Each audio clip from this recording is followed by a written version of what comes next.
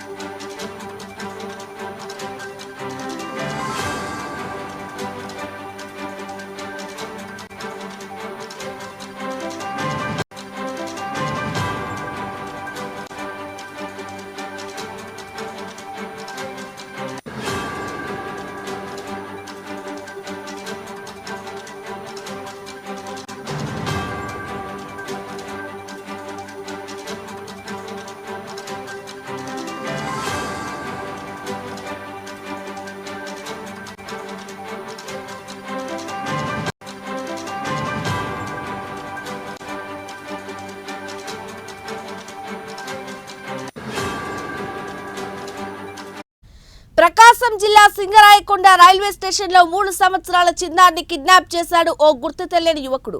బాలిరెడ్డి నగర్ కు చెందిన చిలకూరి ఐశ్వర్య అనే చిన్నారి కిడ్నాప్ కి గురైంది. ఈ దృశ్యాలు ఆ ప్రాంతంలో ఉన్న సీసీ కెమెరాలో రికార్డ్ అయ్యాయి. బాలిక ఐశ్వర్యను ఇంటి నుండి తనతో పాటు వాళ్ళ నాయనమ్మ ప్రయాణ నిమిత్తం తన వెంట రైల్వే స్టేషన్ కు తీసుకొచ్చింది. బాలికను రైల్వే స్టేషన్ కి తీసుకొచ్చిన నానమ్మ రాజేశ్వరికి మాయమాటలు చెప్పి చిన్నారిని గుర్తు తెలియని యువకుడు కిడ్నాప్ చేశాడు. బాలికను తీసుకెళ్లిన యువకుడు కనిపించకపోవడంతో కిడ్నాప్ అయిన విషయాన్ని గ్రహించి చిన్నారి తల్లిదండ్రులకు విషయం తెలియజేసింది.